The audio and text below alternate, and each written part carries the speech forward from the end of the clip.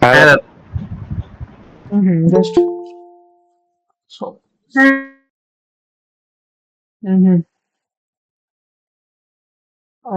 এক সেকেন্ড দাঁড়া। ঠিক আছে। আচ্ছা শোন, তোদের সি ল্যাঙ্গুয়েজের তো ক্লাস তো স্টার্ট হবে, কিন্তু ক্লাস স্টার্ট হওয়ার আগে বেশ কটা জিনিস তোদেরকে বলে রাখি। তোরা এটাকে অ্যাজ এ রুল ভাবতে পারিস, এটা একটা ক্লাস জয়েনিং করার রুল হিসাবে ভাবতে পারিস। কিরকম? আহ, আমি আর নতুন করে আমার নিজের ইন্ট্রো দিচ্ছি না, তোরা ভালো করেই জানিস। বাই ডেভেলপার আমি, আমি একজন ফুল স্ট্যাক ডেভেলপার, স্পেশালিস্ট হচ্ছে ফ্রন্ট এন্ডে, আর বাই প্রফেশন হচ্ছে ফ্রিল্যান্সার। আমি নতুন করে তোদেরকে এটা নিয়ে কিছু বলছি না। এবার যদি কারো মনে হয় দাদা কি করে না করে, তোরা কি করবি, তোরা ডাইরেক্ট লিঙ্কডইনে যাবি, সেখানে দেখিস একদম খুব ক্লিয়ারলি মেনশন করা আছে যে ফ্রিল্যান্সার বলে। ব্যাস এটুকুই। আর বাকিদের তোরা দেখতেই পাচ্ছিস, তোদের কাছে টিচিং করছি তার মানে হতে পারি মেবি টিচার ফিচার হবো, বাট তোরা আমাকে কেউ টিচার বলিস না, অ্যাজ এ দাদা হিসাবেই আমাকে সম্বোধন করিস। জাস্ট দাদা, হ্যাঁ। আর আপনি ফাবনি কোনো কিছু বলার দরকার নেই, জাস্ট চিল।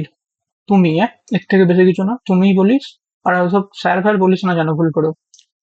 তো আপাতত আমি নিজের ইন্ট্রোডাকশন আর দিচ্ছি না। আহ, এখানে যারা ওয়েবের ব্যাচে আছিস তারা নিশ্চয়ই আমাকে ভালো করে চিনিস। আর যারা নতুন জয়েন হয়েছিস তাদের সাথেও মেবি আমার টুকটাক একটু আধটু তো কথা হয়েছে। তোরাও আমাকে খুব ভালো করেই চিনিস, খুব ভালো না হলেও মোটামুটি তো চিনিসই প্রত্যেকে।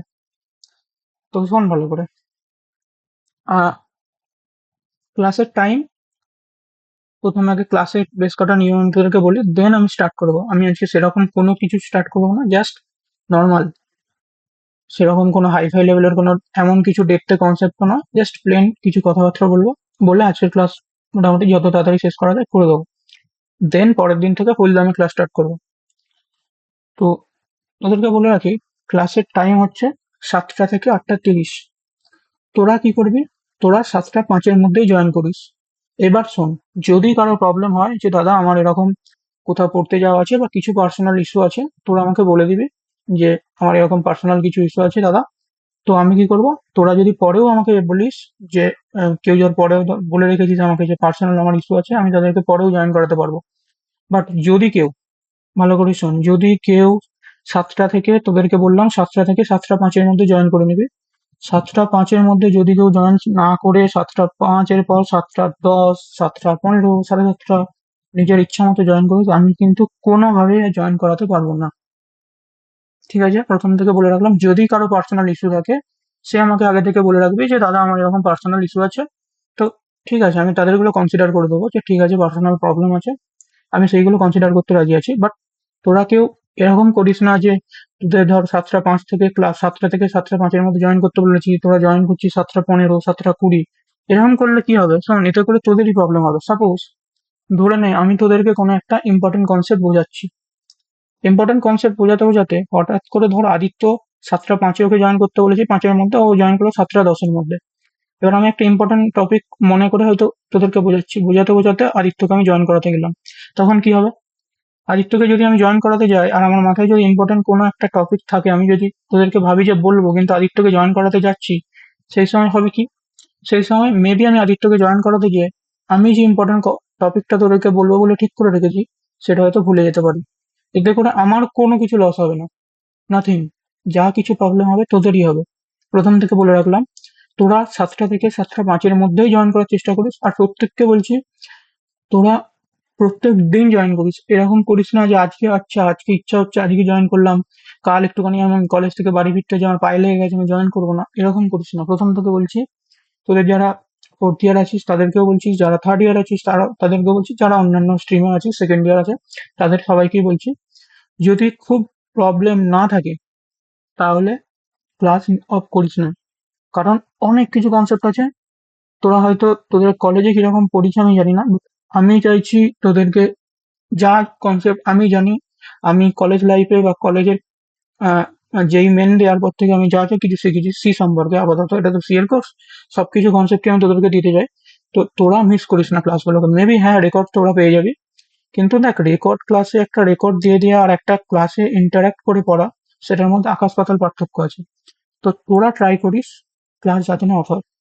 প্রথম থেকে বলে রাখলাম, 7টা যদি ক্লাস হয় 7টা থেকে তোরা 7টা 5-এ জয়েন করে যাবি। ঠিক আছে? অনিমেষ, বুঝতে পেরেছিস কি বললাম?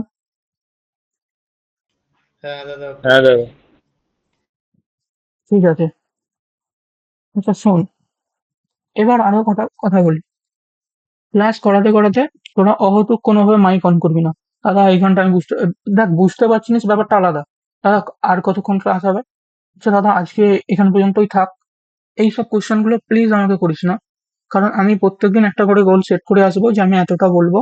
কারণ আমার মধ্যে একটা নির্দিষ্ট টাইম, আমার কি আছে, আমিও একটা নির্দিষ্ট ডিল করে রেখেছি যে এই টাইমের মধ্যে পুরো জিনিসটাকে কমপ্লিট করবো। হ্যাঁ, এতে অনেক কোয়েশ্চেন আছে, ঠিক কথা। সিএতে প্লাস এমনি তোরা কোয়েশ্চেন গুনিস, অ্যাসাইনমেন্ট যেদিন থেকে যাবে সিএতে প্রায় 250টা কোয়েশ্চেন আছে, প্লাস এমনি 100টা এমনি, এমনি মানে ক্লাসেই হবে 100টা, এমনি পড়াতে পড়াতে সেরকম 100টা কোয়েশ্চেন আছে, মানে টোটাল 350টা কোয়েশ্চেন। এতগুলো এত হিউজ কোয়েশ্চেনের সঙ্গে ডিল করতে হবে আমাকেও প্লাস তোদেরকেও। তাই তোদের দিক থেকেও একটা দরকার, মানে কি বলবো,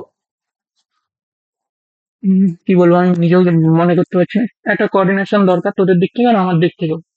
তো তোরা কি করবি, অহেতুক কোনোভাবে মাইকটাই অন করিস না। যতটুকু দরকার, যে আচ্ছা দাদা এখানটা কি বললে, এখানটা বুঝতে পারলাম না, ঠিক আছে, যেরকম তোরা ওয়েবে করতে সেখানেও করিস, যারা জানিস না জাস্ট বলে দিলাম। অহেতুক মাইক অন করবি না, যেখানটা বুঝতে পারবি না সেখানটাই কোনো রকম প্রবলেম ছাড়াই আমাকে জিজ্ঞাসা করিস।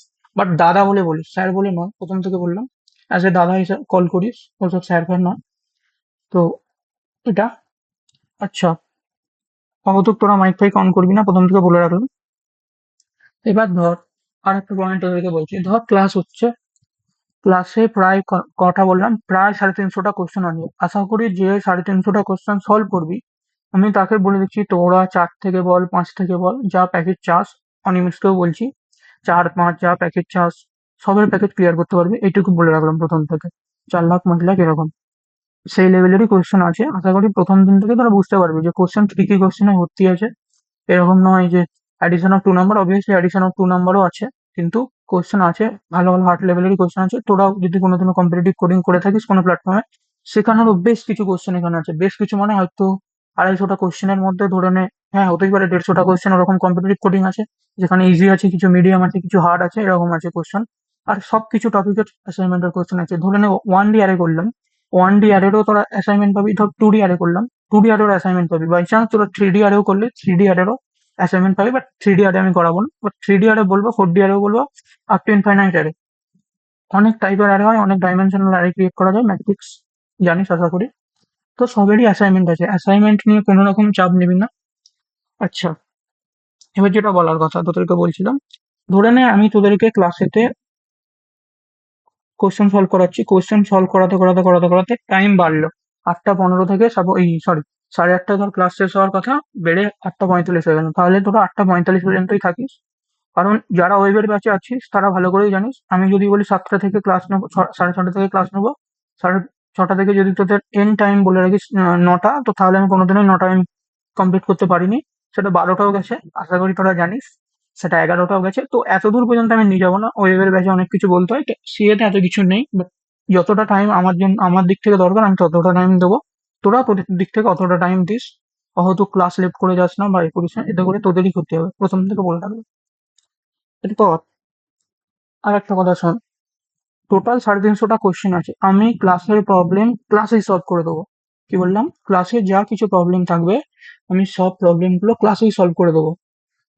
অহেতুক তোরা কি করবি, বাইরের কোনো কোশ্চেন নিয়ে এসে আমাকে পাঠাবি না বা হোয়াটসঅ্যাপে করবি না। পাঠাতে পারিস, কিন্তু আমি নিজেও দেখ, আমার নিজের যথেষ্ট পরিমাণ কাজের চাপ থাকে। তো আমি কি করবো, যদি আমার টাইম হয় তোর কোশ্চেন সলভ করে তোকে আমি পার্সোনালি পাঠাবো। বাট তোর পার্সোনাল কোশ্চেন তুই প্ল্যাটফর্মে নিয়ে আসবি না, ঠিক আছে? প্রথম থেকে বলে রাখলাম, যদি মনে হয় যে না এই কোশ্চেনটা সবার জন্য ভালো, তাহলে সবার জন্য আমি করে দেবো। বাট অহেতুক তোরা তোদের দিক থেকে কোনো কোশ্চেন নিয়ে আসবি না, কারণ আমাকেও 350টা কোশ্চেনের সাথে ডিল করতে হবে। সেই কারণের জন্য আমারও একটা দিক থেকে টাইম তো লাগবেই। আশা করি তোরা বুঝতে পারছিস ভালো করে। আর একটা কথা হচ্ছে, আহ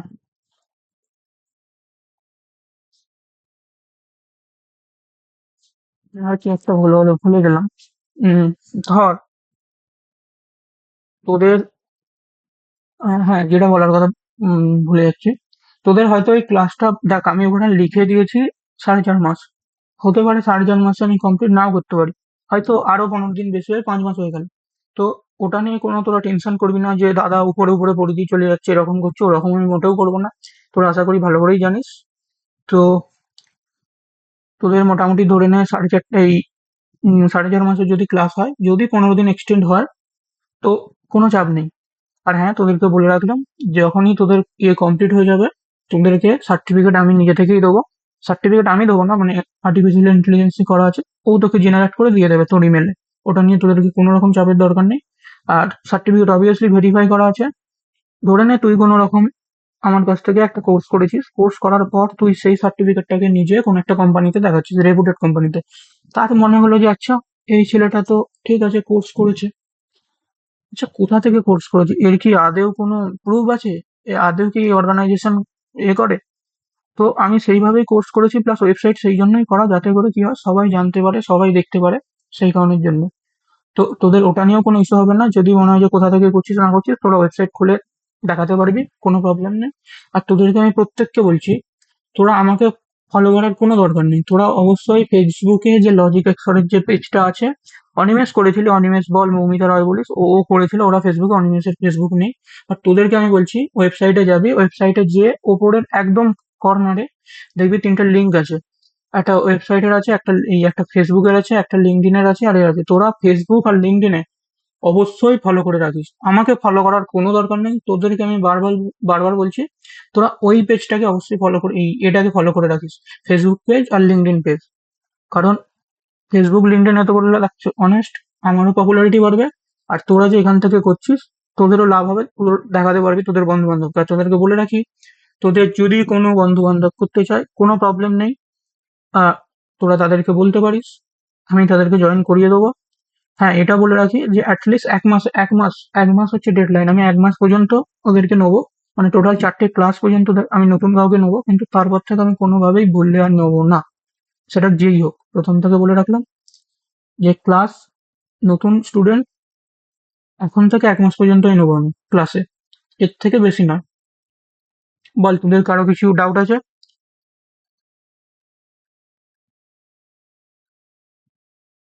না। No, no. ঠিক আছে। আর যেটা বলার, হ্যাঁ, তোরা প্রত্যেকে কিন্তু আমি বলে রাখলাম, ফেসবুকেতে এই লজিক এক্সপার্টের যে এই পেজটা আছে, ফেসবুক পেজটা আছে, ওই পেজটাকে প্লাস আর একটা যে পেজ আছে লিঙ্কডইনে, ওই দুটো পেজ অবশ্যই ফলো করে রাখিস। আর ওয়েবের ব্যাচে বেশ কটা স্টুডেন্টকে আমি বলেছিলাম লিঙ্কডইনে প্রোফাইলটা বানাতে। তোরা প্রোফাইল বানিয়েছিস কিনা জানি নি, বাট 15 দিন পর একটা তোদেরকে অ্যাসাইনমেন্ট আমি করতে দিয়েছিলাম। তো ওই অ্যাসাইনমেন্টটা যেন পুরোটা দেখতে পাই, আমি সি এর ব্যাচ হয়ে, সি এর ব্যাচ মানে ওয়েবের ব্যাচ হয়ে সি এর ব্যাচে বলে দিলাম প্রথম থেকে। তো এটাই বলার ছিল। আচ্ছা, আপাতত এটা ক্লাস সম্পর্কে যা কিছু বলার ছিল বলে দিলাম। 7টা থেকে 7টা 5-এর মধ্যে জয়েন করবি, অহেতুক কোনো কোয়েশ্চেন নিয়ে আসবি না।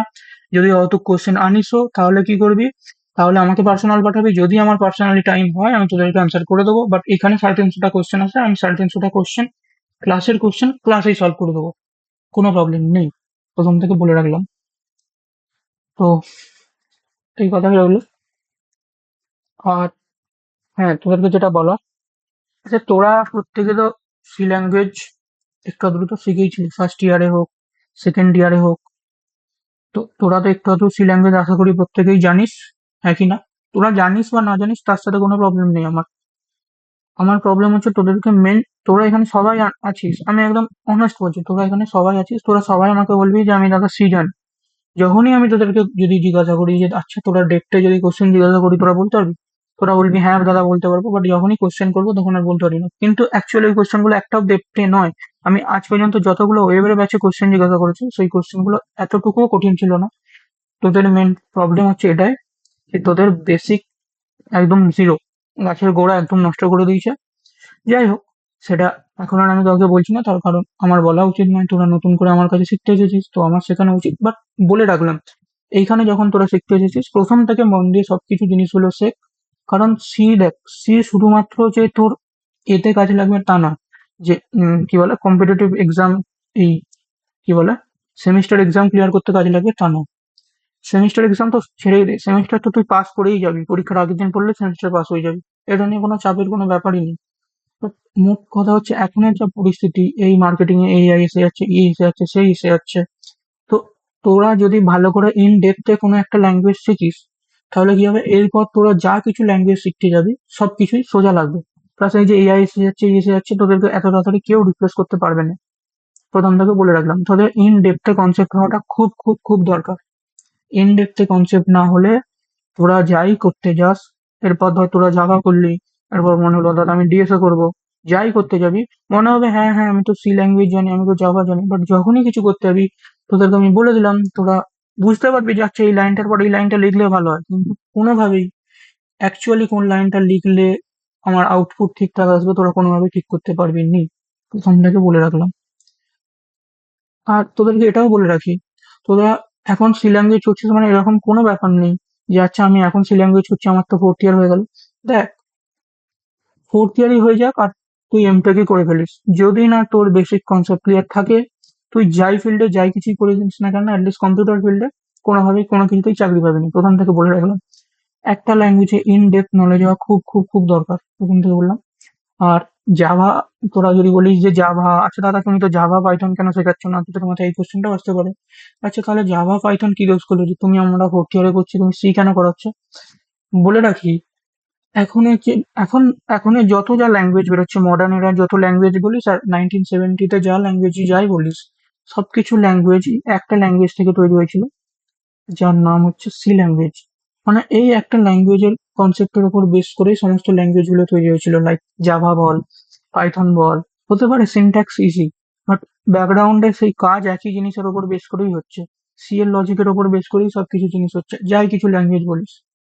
তো তোরা যদি ভালো করে সি ল্যাঙ্গুয়েজ শিখিস, এরপর ধর তোরা জাভা শিখলি, ইভেন এসকিউএল শিখলি, ওয়েব ডেভেলপমেন্ট শিখতে গেলি, যাই কিছু শিখতে যা, ইজি লাগবে। কিন্তু যদি তোরা ভাবিস যে না আমি সি শিখবো না, আমি অন্য কিছু, আমি প্রথমেই জাভা শিখে ফেলবো, তো আমি তোদেরকে বলে রাখি, তোদের না জাভার কনসেপ্ট ভালো করে ক্লিয়ার হবে, না সি এর কনসেপ্ট ভালো করে ক্লিয়ার হবে। প্রথম থেকে বলে রাখলাম। বল, তোদের এটা নিয়ে কোনো ডাউট আছে? না না, না কোনো দাদা। ডাউট নেই। কেন করতে বলছি নিশ্চয়ই আশা করি তোরা বুঝতে পেরেছিস। আর এই পুরোনো গুলো সবাই ইয়ে করছে, নতুনরাও কিছু রেসপন্স কর। জয় কর, সম্প্রীতি কর, সম্প্রীতিও তো মনে হয় ক্লাসে আছে। হ্যাঁ, রেসপন্স কর, কোনো মানে লজ্জার কোনো ব্যাপার নেই, এখানে তোরা সবাই স্টুডেন্ট, এরকম কোনো ব্যাপার নেই। দাদার মতো ভেবে আমাকে কোশ্চেন করতে পারিস, চিল একদম। তবে উল্টো পাল্টা যেন কোশ্চেন করে রাখিস না, প্রথম থেকে বলে রাখলাম। তো এইটাই বলার ছিল, নতুন করে আর আমি কিছু বলছি না। আর এবার আস্তে আস্তে সি ল্যাঙ্গুয়েজ স্টার্ট করা যাক। সেকেন্ড,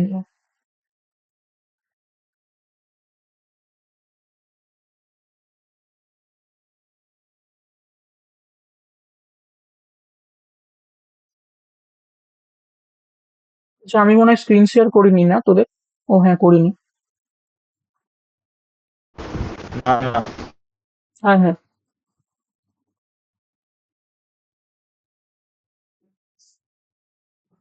তো প্রথমে দেখ, সি ল্যাঙ্গুয়েজ তো আমরা সবাই শিখবো, এটা নিয়ে তো কোনো ডাউটই নেই।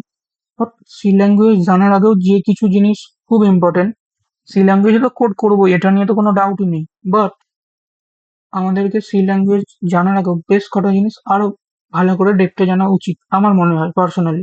কারণ এই সমস্ত জিনিসের কনসেপ্ট গুলো যত ভালো ক্লিয়ার হবে, তত ভালোই তোরা পরে পরে যখন সি এর আরো ডেপথে যখন কনসেপ্টে যাব, তখন আরো ভালো করে বুঝতে পারবি।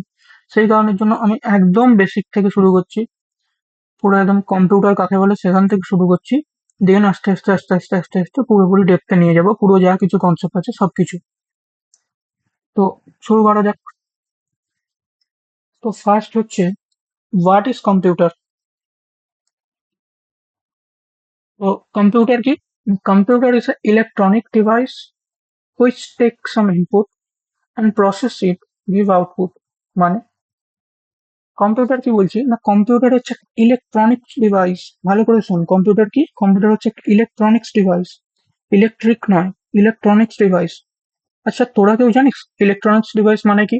কেউ বলতে পারবি আমাকে ইলেকট্রনিক্স ডিভাইস মানে কি? তুই একদম ট্রাই তো কর, তারপর তো আমি আছি বলেই দেবো। হুম, আছি না কেউ তো বল কিছু। তোরা তো বেসিক ইলেকট্রনিক্স আর বেসিক ইলেকট্রিক দুটোই করেছিলি। তো তোদের তো জানা উচিত যে ইলেকট্রনিক্স ডিভাইস বলতে কি বোঝো। হুম? অনিমেষ বল, আদিত্য বল, কৌশিক বল, বল, ট্রাই Flow তো of কর। electron. ইলেকট্রনিক্স, হ্যাঁ ওইটাই বলছি, ফ্লো অফ ইলেকট্রনস। ঠিক আছে, তুই যেটা বলছিস সেটাও ঠিক আছে।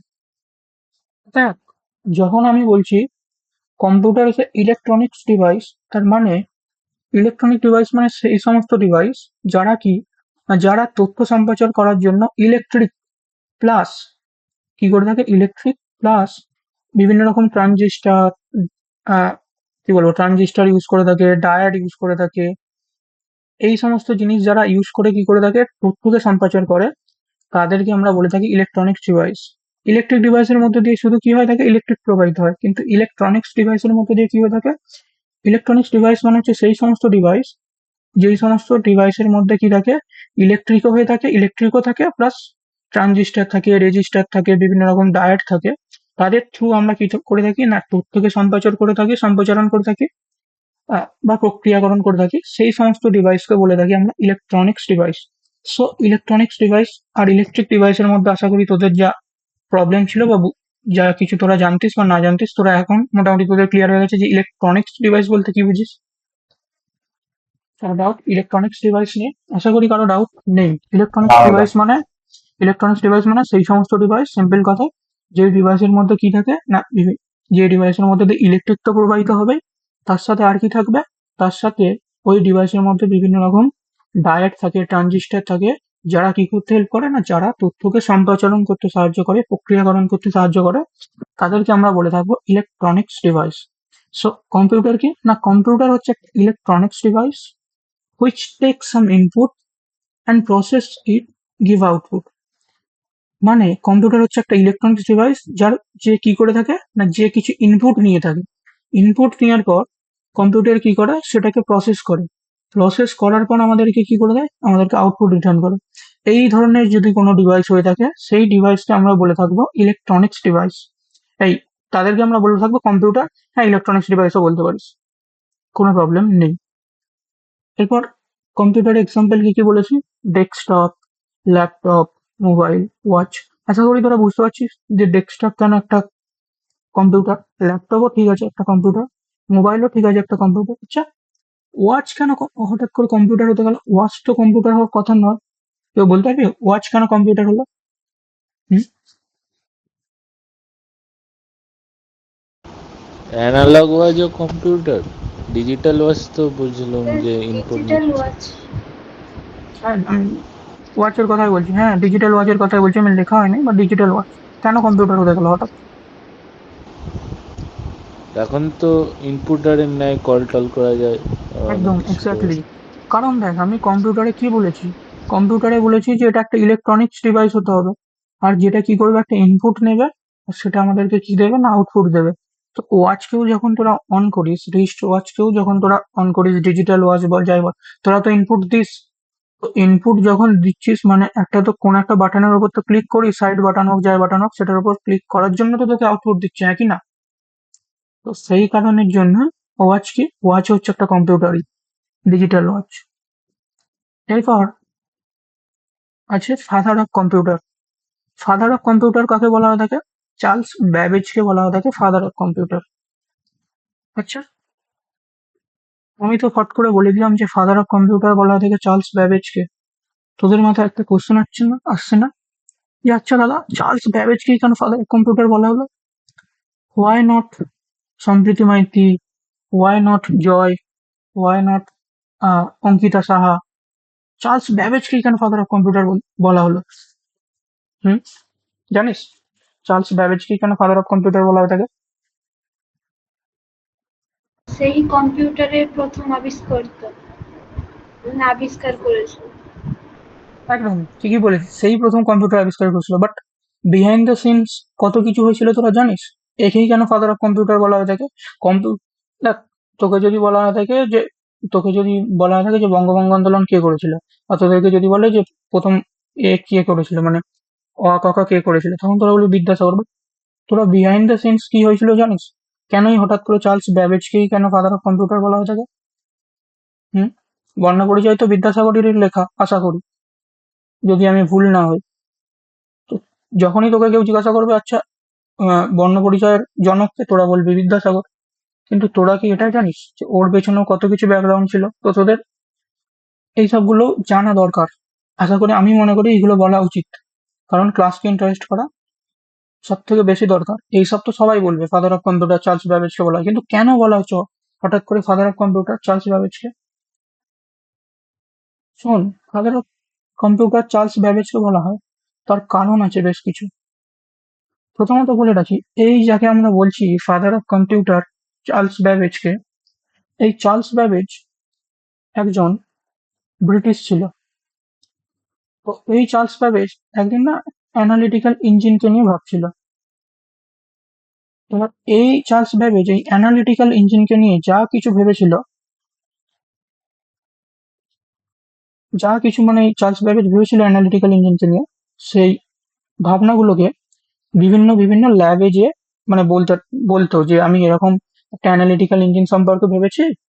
তো এই যে অ্যানালিটিক্যাল ইঞ্জিন সম্পর্কে চার্লস ব্যাবেজ যা কিছু ভেবেছিল, সেই সমস্তগুলো সেই সময় ব্রিটেনের যত ল্যাব ছিল সেই সব ল্যাবেতে গিয়ে এই চার্লস ব্যাবেজ বলতে থাকতো যে আমি এরকম অ্যানালিটিক্যাল ইঞ্জিন সম্পর্কে ভেবেছি।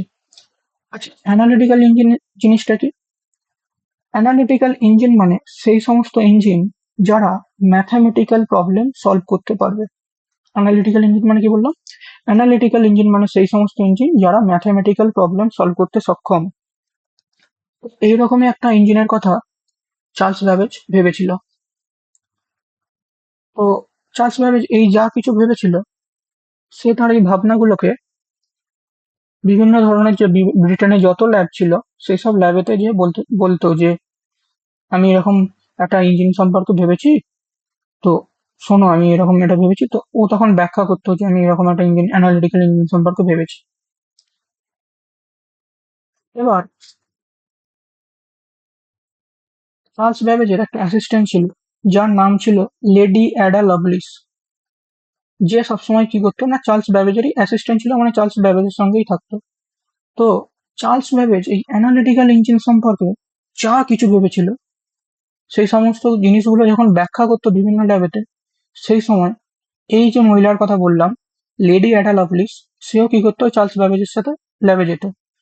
আর চার্লস ব্যাবেজ যখনই এই অ্যানালিটিক্যাল ইঞ্জিন সম্পর্কে কাউকে কিছু বলতো, সে বিভিন্ন ধরনের জিনিস, যে অ্যানালিটিক্যাল সম্পর্কে যা কিছু চার্লস ব্যাবেজ বলছে, সে সমস্ত কিছু জিনিসগুলোকে নোট করতে থাকতো একটা নোটবুকের মধ্যে, লেডি অ্যাডা লাভলিস। তো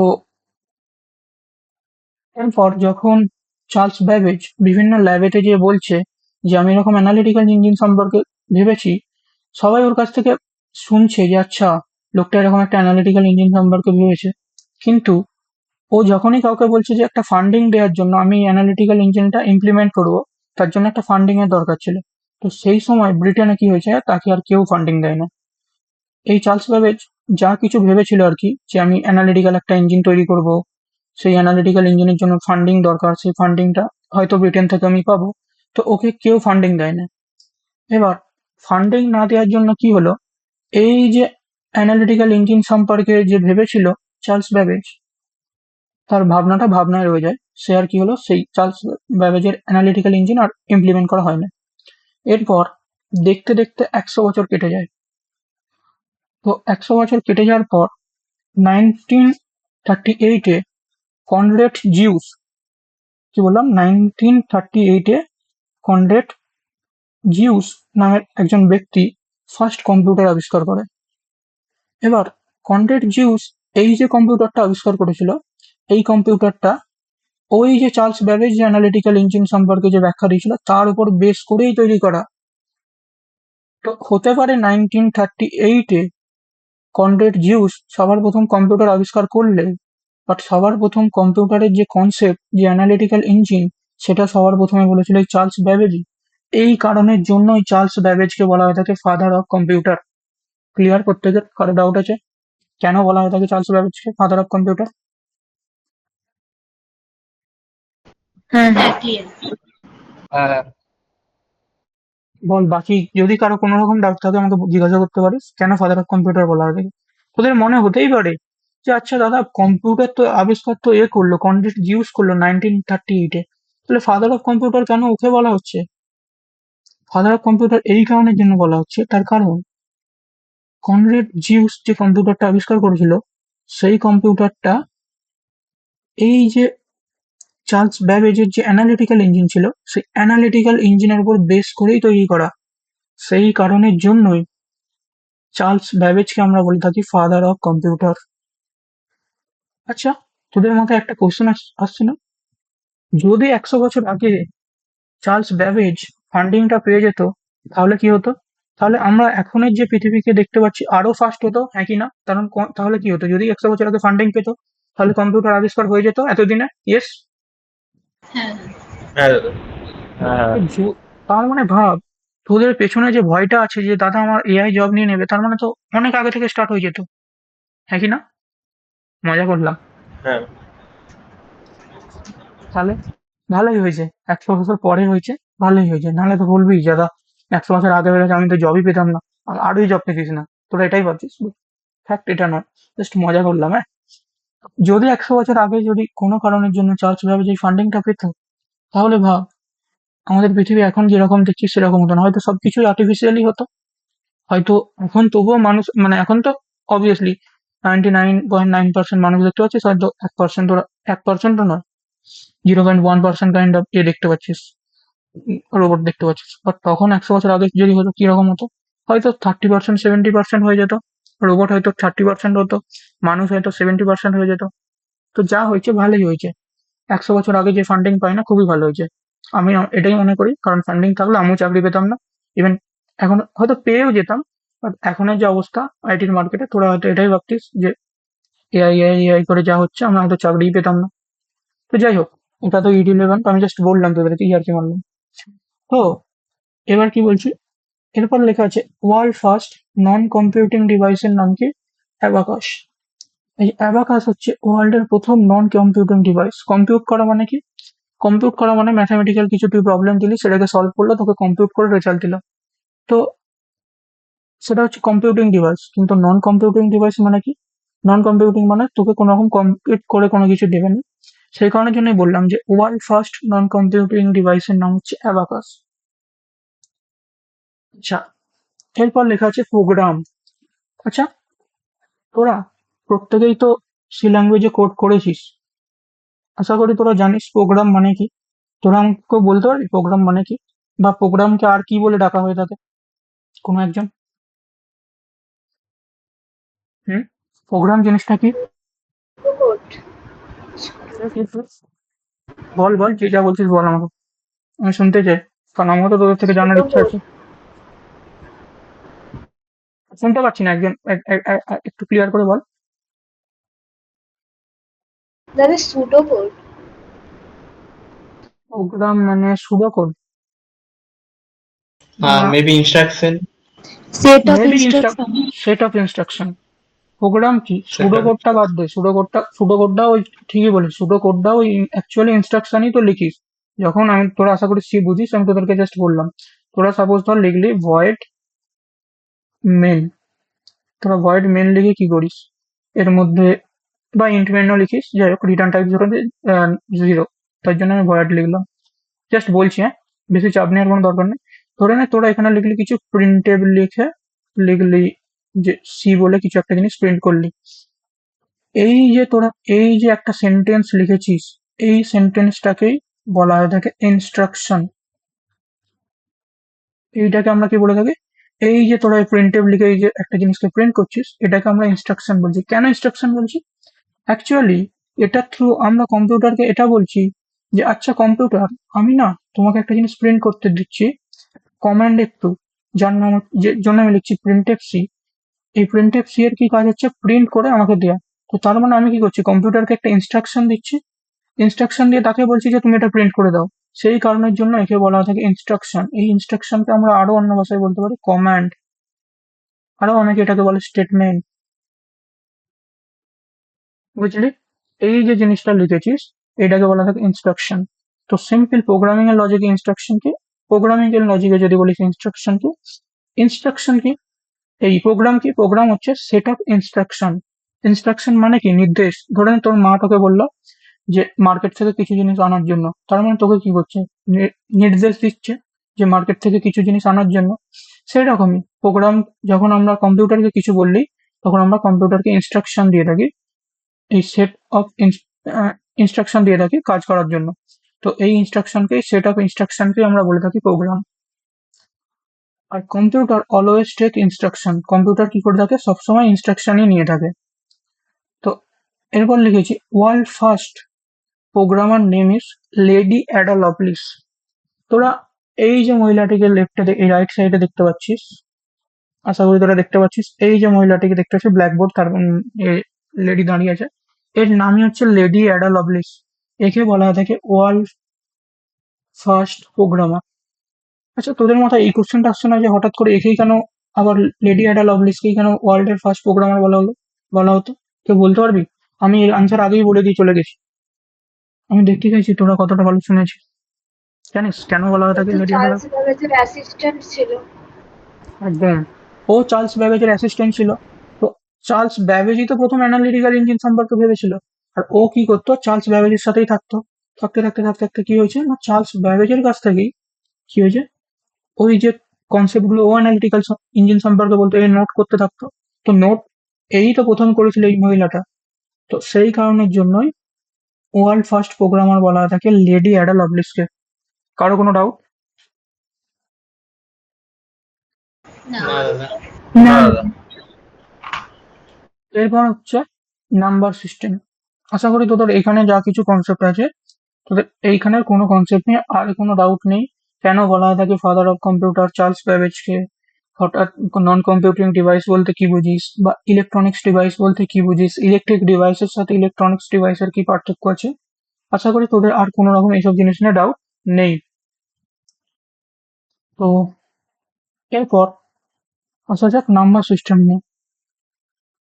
দেখ, নাম্বার সিস্টেমে টোটাল 4টে মেন পার্ট আছে বা মেন ভাগ আছে। এক হচ্ছে ডেসিমাল নাম্বার সিস্টেম, একটা হচ্ছে অক্টাল নাম্বার সিস্টেম, একটা হচ্ছে হেক্সাডেসিমাল নাম্বার সিস্টেম, আর একটা হচ্ছে বাইনারি নাম্বার সিস্টেম। তো ডেসিমাল নাম্বার সিস্টেম বলতে কি বুঝি? যে নাম্বার সিস্টেমে কি হয়ে থাকে না, 0 থেকে আপ টু 9 পর্যন্ত আমরা যা কিছু দেখতে পাচ্ছি সেটা অন্তর্ভুক্ত হয়ে থাকে ডেসিমাল নাম্বার সিস্টেমের মধ্যে। 0 থেকে 9 এর মধ্যে আমরা যা কিছু দেখতে পাচ্ছি সেটা হয়ে থাকে ডেসিমাল নাম্বার সিস্টেমের মধ্যে। মানে ডেসিমাল তোরা প্রত্যেকেই বুঝিস। অক্টাল নাম্বার সিস্টেম কি? অক্টাল নাম্বার সিস্টেম মানে হচ্ছে সেই নাম্বার সিস্টেম, যে নাম্বার সিস্টেমে কি হয়ে থাকে না, 0 থেকে আপ টু 7 পর্যন্ত যখন নাম্বার থাকে তাকে আমরা বলে থাকি octal number system. Decimal number মানে 0 থেকে 9, অক্টাল নাম্বার মানে 0 থেকে 7 যখন কোনো হয়ে থাকে, মানে এই যে নাম্বার সিস্টেম, এই নাম্বার সিস্টেমটাকে আমরা বলে থাকি অক্টাল নাম্বার সিস্টেম। এরপর আসছে hexadecimal number system. Hexadecimal number system মানে, হেক্সাডেসিমাল নাম্বার সিস্টেম মানে সেই নাম্বার সিস্টেম যেই নাম্বার সিস্টেমে 0 থেকে 9 পর্যন্ত থাকে, আর ক্যাপিটাল এ থেকে ক্যাপিটাল এফ পর্যন্ত যে নাম্বার সিস্টেমে থাকবে তাকে আমরা বলে থাকি হেক্সাডেসিমাল নাম্বার সিস্টেম। এরপর হচ্ছে বাইনারি নাম্বার সিস্টেম। আশা করি তোরা প্রত্যেকেই বুঝিস binary number system. Binary number system মানে কি? 0 আর 1। 0 আর 1 কি? 0 আর 1 হচ্ছে একটা করে বিটস, আর বাইট কখন, I think 8 bytes equal to 1 bits মনে হয়, খুব যতদূর মনে হয়। এটাই তো? তোরা কেউ জানিস কত byte equal to 1 bits? 1 bits equal to 8 byte, I think. না, তো মেবি এক বাইট 8 বিটস হয়। বাইটস বড় বিটসের থেকে। বাইটস ইকুয়াল টু কত বলছিস? 8 8। আমি কি বলছিলাম? 1 বিটস ইকুয়াল টু 8 বাইট বলছিলাম। হুম। ও মেবি হয়তো, ঠিক আছে আমি ভুল বলছিলাম। 1 বাইটস ইকুয়াল টু বলছে 8 বিটস। ঠিক আছে, কোনো প্রবলেম নেই। তো বলে রাখি, এই যে কম্পিউটার আছে, এই কম্পিউটার শুধুমাত্র কি বোঝা থাকে, এই যে কম্পিউটার আছে এই কম্পিউটার শুধুমাত্র বাইনারি নাম্বার আছে, যে এই বাইনারি নাম্বারেরই সিগন্যাল বুঝে থাকে, মানে অনলি 0 অনলি 1। আমরা যখন কোনো কিছু জিনিসকে কম্পিউটারের মধ্যে লিখে থাকি, ধরে নে আমি এখানের মধ্যে এখানে ধরে নে আমি এখানে কম্পিউটারের মধ্যে লিখলাম প্রিন্টেড সি। এই প্রিন্টএফ সেটাও এরকম ল্যাঙ্গুয়েজ আকারে চলে যায় না কম্পিউটারের কাছে। কম্পিউটারের কাছেও যখন এই জিনিসটা গেছে, এই জিনিসটাও কম্পিউটারের কাছে যে কনভার্ট হয়ে গেছে। এবার কনভার্সন কিভাবে হচ্ছে, কি হচ্ছে, মেশিন কোডে কিভাবে কনভার্ট হচ্ছে, এটা আমি পরের দিন বলবো। আজকে আমি বেশি বড় ক্লাস করবো না, প্রথম থেকে বললাম একটুখানি ক্লাস করবো, একদম ছোট ক্লাস। তার মধ্যে যতটা কনসেপ্ট তোদেরকে বলা উচিত আমি বলে দিচ্ছি। এই যে প্রিন্টএফ তুই সি লিখছিস, অ্যাকচুয়ালি এই প্রিন্টএফ সিটা কি? এই প্রিন্টএফ সিটা হচ্ছে তুই প্রিন্ট করার জন্য কোনো স্টেটমেন্টকে ইউজ করছিস।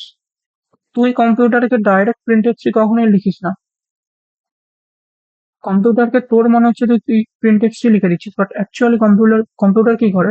এটাকে প্রসেস করে এটাকে কনভার্ট করে দেয় মেশিন কোডে, ডট ইএক্সি। তোরা যখনই ডট সি, যখনই তোরা সি এর কোনো প্রোগ্রামকে দেখবি করবি, মানে কি বলে, সি এর ধর কোনো তোরা কোড করেছিস, সেই কোডটাকে যখনই তোরা কম্পাইল করবি দেখবি ডট ইএক্সি একটা ফাইল ক্রিয়েট হয়। এই ডট ইএক্সি ফাইলের মধ্যে এই যে প্রিন্টএফটা লিখেছিস, এই প্রিন্টএফটারই অ্যাকচুয়ালি মেশিন কোড স্টোর হয় এর মধ্যে। 0 1 1 0 1 1 1 0 এরকম একটা ফরম্যাটে হয়। কিন্তু যেন ভেবে নিস নিচে প্রিন্টএফের এটাই ডট ইএক্সি মেশিন কোড, না না না না না, মোটেই নয়। আমি জাস্ট বোঝানোর জন্য বললাম যে আমি যখন প্রিন্টএফ লিখছি, এই প্রিন্টএফটা এইভাবে এখানে কনভার্ট হচ্ছে মেশিন কোডেতে। তো এটা হচ্ছে ডট ইএক্সি ফাইল। আর এই যখন তুই প্রিন্টএফটা লিখছিস, এই প্রিন্টএফটাই অ্যাকচুয়ালি এইভাবে কনভার্ট হচ্ছে, আর কম্পিউটার এটাকেই প্রসেস করে তোকে আউটপুট দেয়। কম্পিউটার ডাইরেক্ট প্রিন্টএফ সি লিখে দেওয়ার জন্য প্রিন্টএফ কাজ হচ্ছে এরকম হয়নি। প্রথমে প্রসেস হবে, সেটা মেশিন কোডে কনভার্ট হবে। এর মাঝে অনেক কিছু আছে, কম্পাইলার চলে, লিঙ্কার চলে, ব্যাশ ফাইল আছে, ব্যাশ ফাইল চলে। এগুলো সব পরের দিন বলবো, যখন বিল্ড প্রসেস করাবো তখন বলবো। আর তোদেরকে বলে রাখলাম যে তোরা যখন প্রিন্টএফ সি লিখিস, এটা ডাইরেক্ট কোনোভাবেই কম্পিউটারে প্রিন্টএফ সি লেখা মানে প্রিন্টএফ সি প্রিন্ট হচ্ছে এরকম নয়। এটা প্রথমে মেশিন কোডে কনভার্ট হবে, মানে ডট ইএক্সি তে কনভার্ট হবে। ডট ইএক্সি তে কনভার্ট হয়ে যাওয়ার পর কি হবে, তোর কম্পিউটার এটাকে নিয়ে প্রসেস করবে, প্রসেস করে তোকে আউটপুট দেবে। মানে কম্পিউটার এই জিনিসটাকে বোঝে, কম্পিউটার এই জিনিসটাকে বোঝে না, এই জিনিসটা তুই বুঝিস। এই জন্য এই জিনিসটা হচ্ছে প্রোগ্রামারদের জন্য। আর কম্পিউটারের জন্য হচ্ছে এই জিনিসটা, এটা হচ্ছে প্রোগ্রামার আন্ডারস্ট্যান্ডিং পারপাসে, এটা হচ্ছে কম্পিউটারের আন্ডারস্ট্যান্ডিং পারপাসে এই যে ডট ইএক্সিটা। আর এটা হচ্ছে কার জন্য? এটা হচ্ছে তোর জন্য, প্রোগ্রামারদের জন্য, যারা প্রোগ্রাম করিস, তুই বা আমি, আমাদের জন্য। ক্লিয়ার আশা করি। এটা নিয়ে কোনো ডাউট? না দাদা। না। ওই তো কিছু কনভার্সন দেখবো।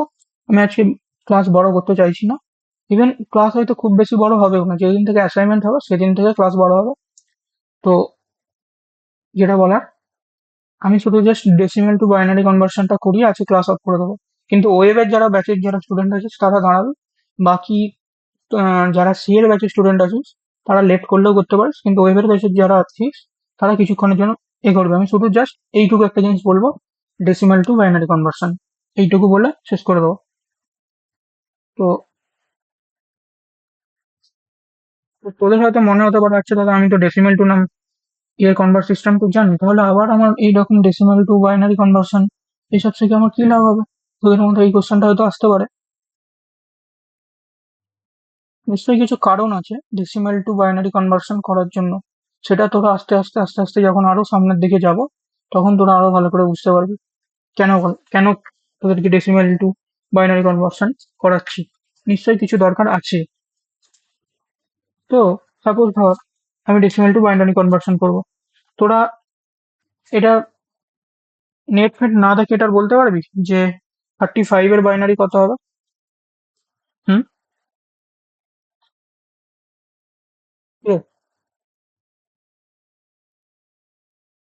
নেট এটা ইউজ না করে বলতে পারবি 35 এর কত বাইনারি হবে? আর 55? 1 1 0 0 0 1 1। ঠিকই বলেছিস, একদম ঠিকই বলেছিস। কিন্তু যারা দেখ, তোরা প্রত্যেকে এটা 12 এ করেছিলি, binary conversion, decimal to binary conversion বা আরো কিছু অনেক কিছু কনভার্সন তোরা হয়তো শিখেছিলি। বাট আমি তোদেরকে তাও বলে দিচ্ছি, এই decimal to binary conversion C ল্যাঙ্গুয়েজে লাগবেই। ইভেন জাভাতেও লাগে, সব জায়গাতেই লাগে। কারণ কম্পিউটার বোঝেই মেশিন কোড। তো তোদেরকে ডেসিমাল টু বাইনারি কনভার্সন জানতে হবে। তো এর জন্য একটা শর্ট ট্রিক আছে, সেই শর্ট ট্রিকটা আমি তোদেরকে বললাম। প্রথমে দেখ, 1 লিখলাম, জাস্ট 2 এর ঘরের যে নামটা আছে সেটা লিখলি। 1 2 4 8 16 32 এক সেকেন্ড দাঁড়াও।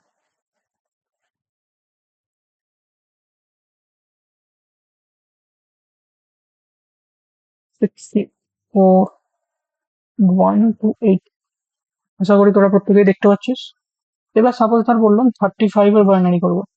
তো 35 এর বাইনারি করতে গেলে কিভাবে করবো, এইখানের এই যে 1 2 4 8 16 32 64 128 আছে, টোটাল এই নাম্বার গুলোকে তোকে যোগ করে এই 35 আনতে হবে।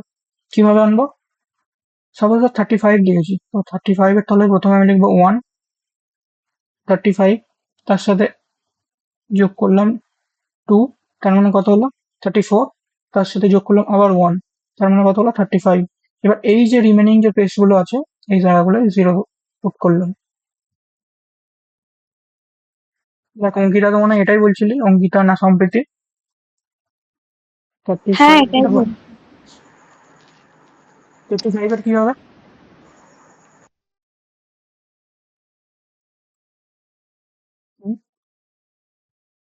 55 এর কি হতে পারে, 2 আর 16 কত হচ্ছে 40, আই থিঙ্ক 48, 48 এর সাথে যদি আমি আহ, এই চারটা কত 52, 48 এর সাথে ডবল ওয়ান হ্যাঁ জিরো জিরো ডবল কত হবে, কোথায় কোথায় লিখবো বল।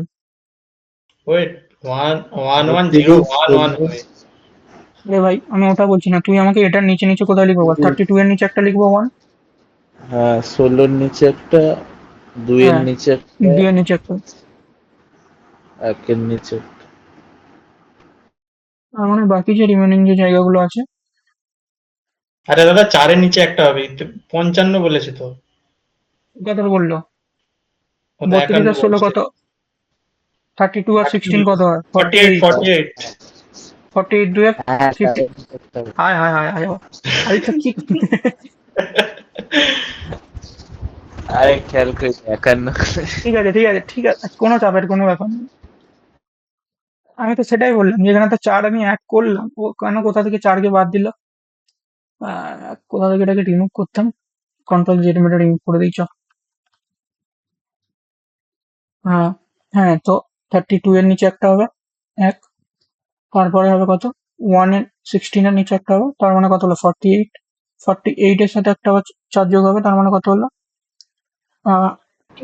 52, 52 এর নিচেও তো একটা 1 1, এই যে রিমেনিং যে পেজ গুলো রইলো, এই রিমেনিং স্পেস গুলোতে তোরা জিরো বসিয়ে দে, কারণ অ্যাকচুয়ালি এটার আউটপুট হবে 1 1 0 1 1 1। দেখ আমার লেখা এই কারণের জন্য খারাপ হচ্ছে বা বেঁকে যাচ্ছে, তার কারণ আমি এটা এমনি জাস্ট ট্যাবলেটের উপর লিখছি, এই কারণের জন্য লেখা বাঁকা হচ্ছে।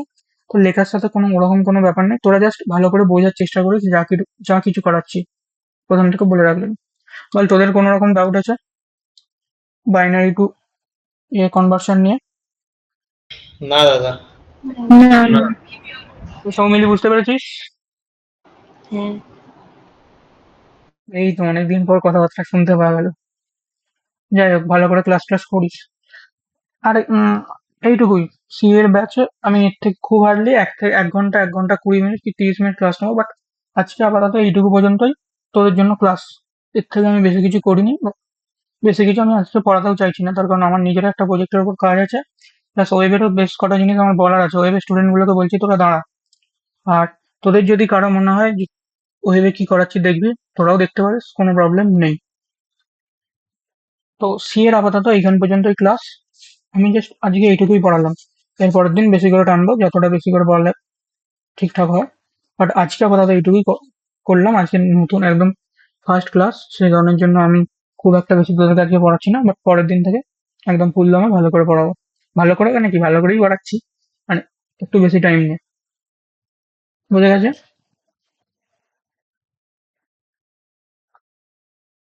হ্যাঁ হ্যাঁ হ্যাঁ হ্যাঁ করছিস, বুঝতে পেরেছিস তো?